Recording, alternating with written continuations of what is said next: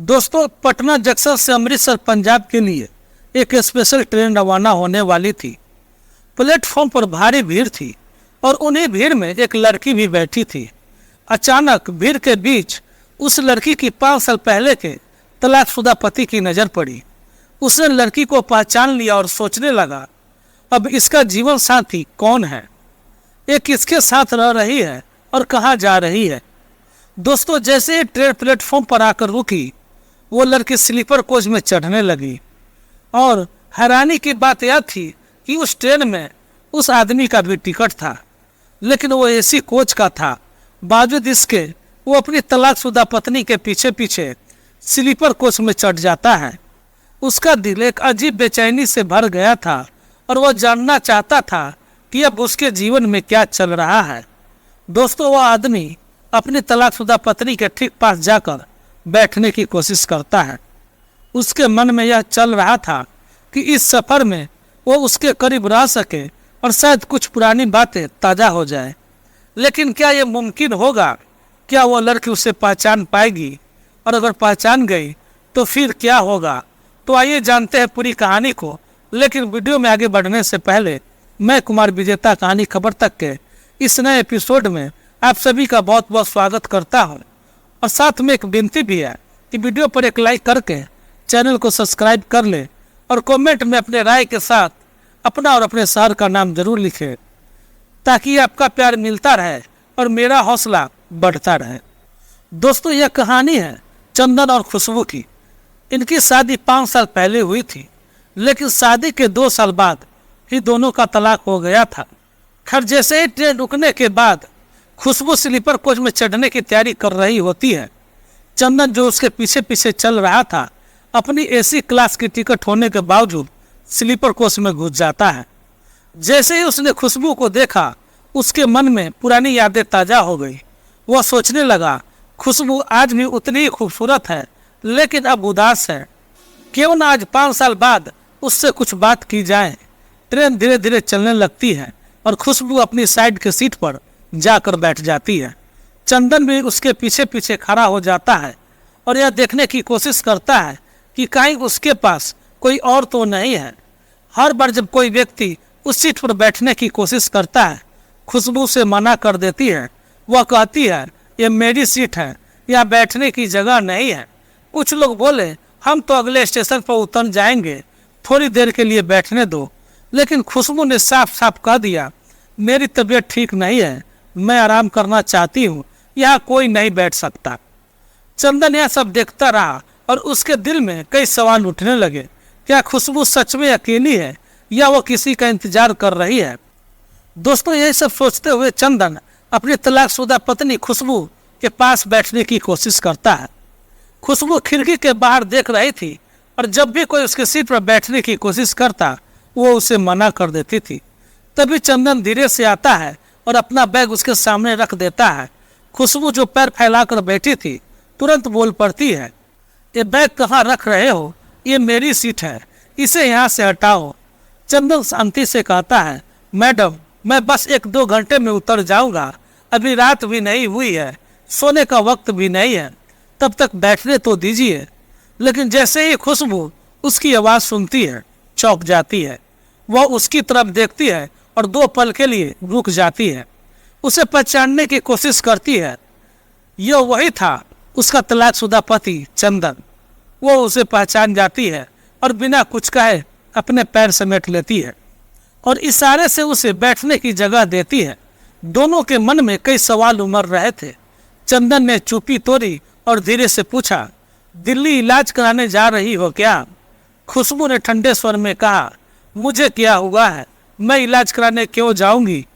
चंदन ने हल्की मुस्कान के साथ कहा, अभी तुम कुछ लोगों से कह रही थी कि तबीयत खराब है, इसीलिए कोई तुम्हारी सीट पर न बैठे और तुम उदास भी लग रही हो। सब तो ठीक है ना? खुशबू ने बिना हिचकिचाए जवाब दिया, तबीयत खराब नहीं है और मेरी उदासी का कारण आप जानकर क्या करोगे? आप बैठ गए हो तो बैठे रहो, मुझे कोई परेशानी नहीं है। चंदन ने फिर पूछा, दिल्ली कब से रह रही हो? खुशबू ने शांति मन से कहा, पहली बार जा रही हूँ। दोनों के बीच ये छोटी छोटी बातें हो रही थी, लेकिन मन में कुछ और ही चल रहा था। चंदन उसकी तरफ एकटक देख रहा था और खुशबू बीच बीच में खिड़की से बाहर झांकते हुए एक नज़र उस पर डाल रही थी। सर्दियों का मौसम था। ट्रेन तेज गति से चल रही थी और ठंडी ठंडी हवा डब्बे के अंदर आ रही थी। तभी खुशबू ने अपने बैग से एक गर्म ऊनी कंबल निकाला और खुद को ढक लिया। चंदन को एसी कोच में सफ़र करने की आदत थी, तो वह कंबल वगैरह कुछ लाया नहीं था। ठंड लगने लगी थी तो खुशबू ने उसकी तरफ देखते हुए कहा, आपने कोई कंबल नहीं लाया, ठंड लग जाएगी। चंदन ने हंसते हुए कहा, ध्यान ही नहीं रहा, मैं कुछ लाया ही नहीं।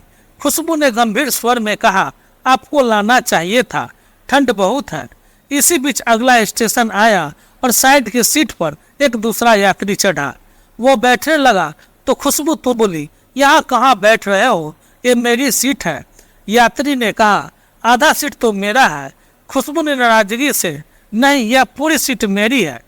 चंदन ने स्थिति को संभाली और टिकट लेकर समझाया, आधी सीट तुम्हारी है और आधी सीट इनकी। जब सोने का समय आएगा तो पूरी सीट तुम्हारी हो जाएगी और ये ऊपर के सीट पर चले जाएंगे। खुशबू ने समझा और चुप हो गई। उस यात्री ने बीच में बैठने की कोशिश की, लेकिन खुशबू ने फिर कहा, तुम अपनी सीट पर जाओ। आखिरकार यात्री अपनी सीट पर चला गया और चंदन फिर से खुशबू के पास आकर बैठ गया। दोस्तों, ट्रेन अपनी गति से चल रही थी और ठंडी हवा के बीच उनकी इस मुलाकात में कुछ अनकहे राज अब धीरे धीरे सामने आने वाले थे। क्या चंदन और खुशबू के बीच इस सफर में कोई नई शुरुआत होगी या फिर ये यात्रा पुराने घावों को फिर से कुदेरेगी? दोस्तों, यह सफर अभी खत्म नहीं हुआ था, असली कहानी तो अब शुरू होती है। दोस्तों, अब ट्रेन तेजी से चलने लगी थी और ठंड काफी बढ़ गई थी। खुशबू ने अपने कंबल से खुद को ढक लिया था, लेकिन चंदन ठंड से कांपने लगा था। खुशबू ने उसे देखा और बिना कुछ कहे अपना कंबल उसके पैर पर डालते हुए बोली, ढक लो, नहीं तो ठंड लग जाएगी। चंदन मुस्कुराते हुए बोला, नहीं, मुझे ठंड नहीं लगती। असल में एक बार ठंड के दिनों में रजाई को लेकर ऐसा झगड़ा हुआ था कि तब से मुझे ठंड का असर ही नहीं होता।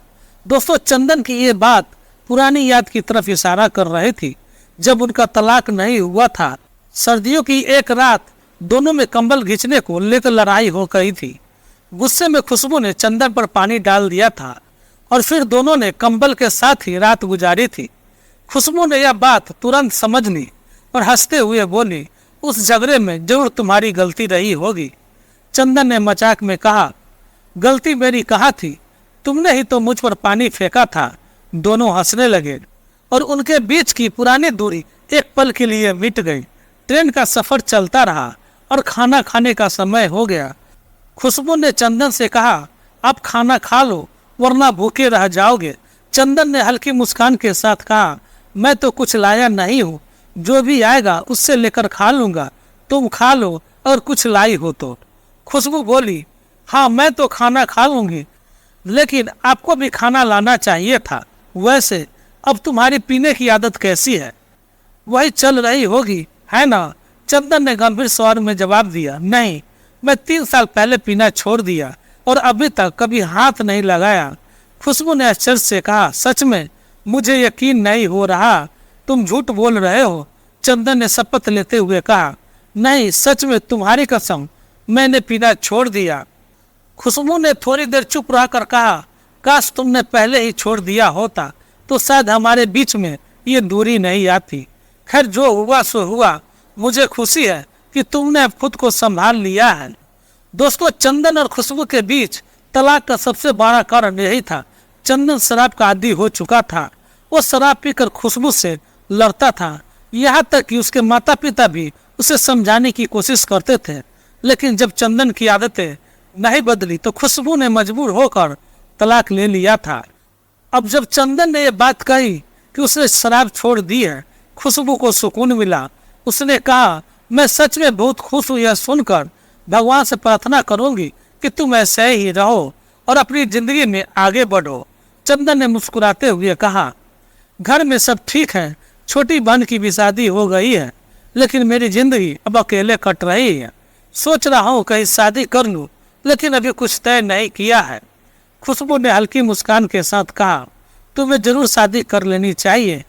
अब तो तुम बदल गए हो, कोई भी तुम्हारे साथ खुश रह सकेगी। चंदन ने खुशबू से पूछा, तुमने अपनी शादी नहीं की? खुशबू ने जवाब दिया, नहीं, अभी तक तो नहीं की। दिल्ली जा रही हूँ एक दोस्त के पास, उसने एक रिश्ता देखा है, शायद 2-3 महीने में शादी हो जाए। चंदन यह बातें सुनकर हल्का उदास हो गया, लेकिन उसने अपने चेहरे पर कुछ भी नहीं आने दिया। उसने धीरे से कहा, चलो अच्छी बात है। दोस्तों, यह सफर अब एक ऐसे मोड़ पर आ गया था जहां दोनों अपने पुराने गीले शिकवे भुलाकर एक दूसरे के लिए खुश रहने की दुआ कर रहे थे। क्या ये मुलाकात उन्हें फिर से करीब लाएगी या उनकी राय हमेशा के लिए अलग हो जाएगी? बेहद ही दिलचस्प और भावुक मोड़ पर पहुंच चुकी थी उन दोनों की कहानी। खैर दोस्तों, रात हो चुकी थी और ट्रेन अपनी मंजिल की ओर बढ़ रही थी और खाने खाने का वक्त भी हो गया था। खुशबू ने अपना बैग खोलकर कहा, मैं 2 रोटी लाई हूँ, चलो हम दोनों मिलकर खा लेते हैं। चंदन ने हंसते हुए कहा, 2 रोटी से न तुम्हारा पेट भरेगा और न मेरा पेट, क्या फायदा? खुशबू ने मुस्कुराते हुए जवाब दिया, अरे पहले भी तो पति पत्नी की तरह एडजस्ट किया करते थे, अब भी कर लेंगे। वैसे भी अब तुम बदल गए हो, चलो आज मेरे हाथ की एक रोटी खा लो। इसी बीच में बिरयानी बेचने वाला आ जाता है। चंदन 2 बिरयानी लेता है और दोनों खुशी खुशी खाना खाते हैं। खाना खत्म होने के बाद उसके सामने वाली सीट पर बैठा यात्री कहता है, भाई साहब, मैं तो ऊपर सोने जा रहा हूँ, आप लोग आराम से सोइए। दोनों ने कंबल ओढ़ लिया, लेकिन नींद किसी को नहीं आ रही थी। चंदन सोच रहा था, काश मैं उसे रोक पाता। अब जब मैं बदल गया हूँ तो क्या वो मुझे दूसरा मौका देगी? खुशबू के मन में भी कुछ ऐसा ही चल रहा था। ये आदमी अब सचमुच सुधर गया है, लेकिन क्या मैं इसे माफ कर पाऊंगी? क्या हमारा रिश्ता फिर से जुड़ सकता है? आधी रात के बाद खुशबू उठती है और देखती है कि चंदन कांप रहा है। वह अपने बैग से मफलर निकालकर उसे कानों में बांध देती है। चंदन उसकी तरफ देखता है और हल्की मुस्कान के साथ कहता है, अब थोड़ा ठीक लग रहा है, धन्यवाद। उसके बाद दोस्तों सुबह होते ही दोनों ने चाय और नाश्ता किया और फिर कुछ देर बाद जैसे ही अमृतसर स्टेशन ट्रेन पहुंचती है, दोनों उतरते हैं। चंदन मफलर उतारकर खुशबू को लौटाते हुए कहता है, यह मफलर बहुत अच्छा है, तुम्हारे हाथों का ही बना हुआ लगता है। खुशबू ने हल्के मुस्कुराते हुए कहा, हाँ, मैंने इसे उस व्यक्ति के लिए बनाया है जिससे मैं शादी करने जा रही हूँ। अगर चाहो तो इसे रख लो, मैं दूसरा बना लूंगी।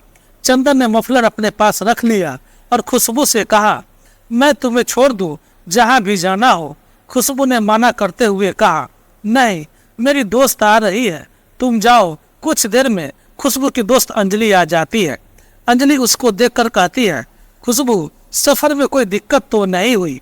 खुशबू ने हल्की मुस्कान के साथ जवाब दिया, दिक्कत तो नहीं हुई, लेकिन तुम्हें क्या बताऊं, मेरा तलाकशुदा पति मेरे ही डिब्बे में आ गया था।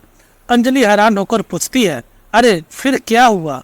खुशबू ने कहा, वो बिल्कुल बदल गया है, शराब नहीं पीता है। उसे देखकर मुझे दया आ गई थी, लेकिन अब सब कुछ बदल चुका है।